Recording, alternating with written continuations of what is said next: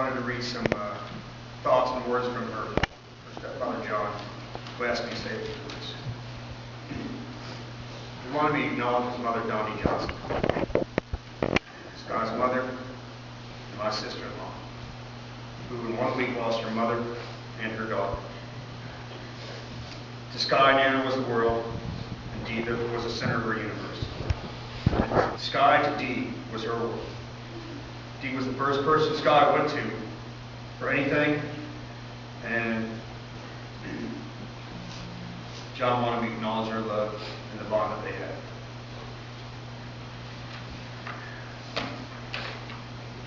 Okay. Once again, I told you I was Skye's uncle. Skye first came into my life over 12 years ago when my mother, John, began a relationship with Dee Johnson, Skye's mother.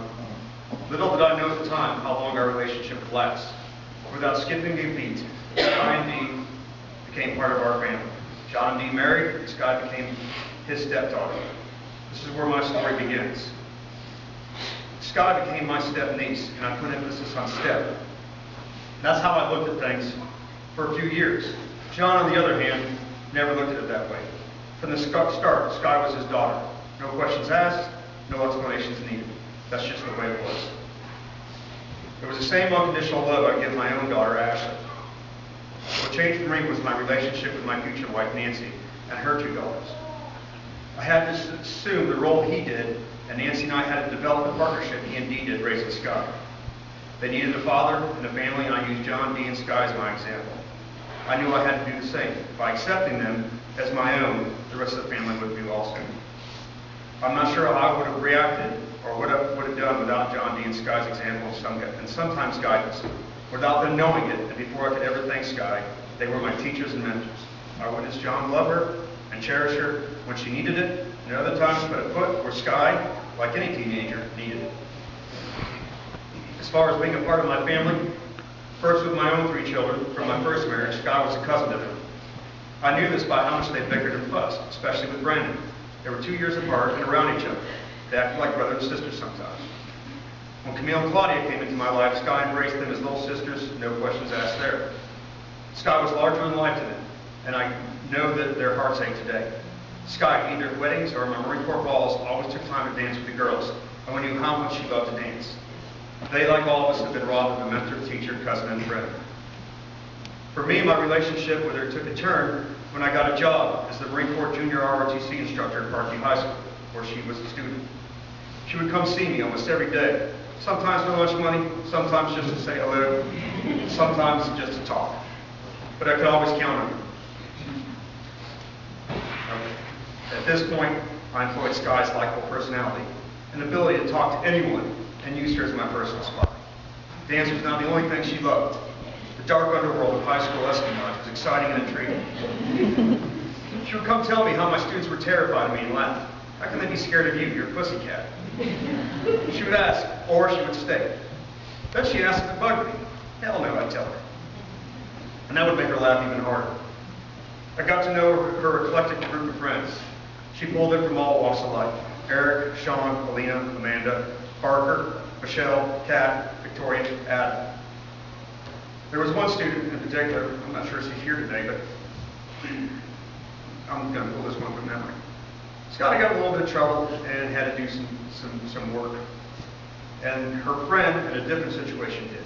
Well, Skye told her, go see my Uncle Dave.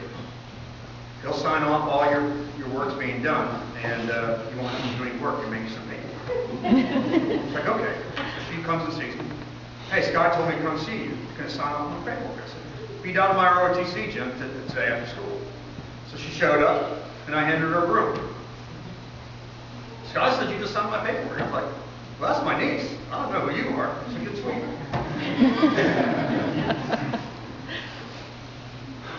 And that's how I got to know that young lady. But even after she graduated from Parkview, she would come around and say hello.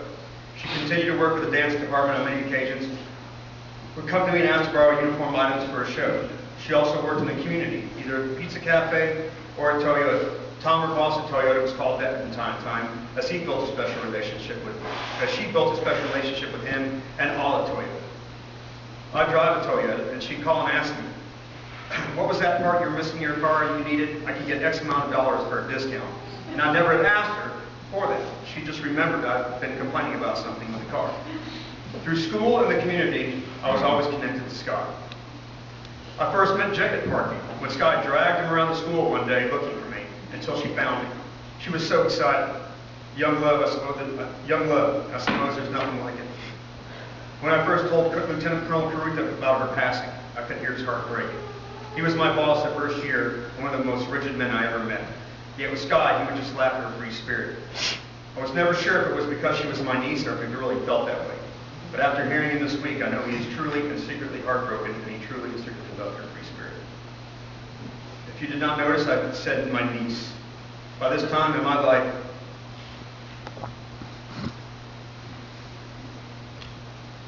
she had become my niece, and not my stepniece.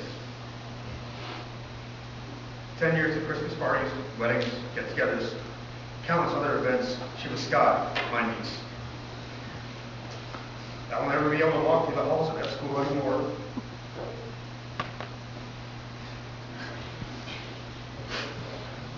And not think of her running through them. It was as if every move she made was a dance or a prelude to a new movie. When she graduated, she stayed with John and Dee. John had long ago purchased my parents' house, the house I grew up in, and the community I became a man in.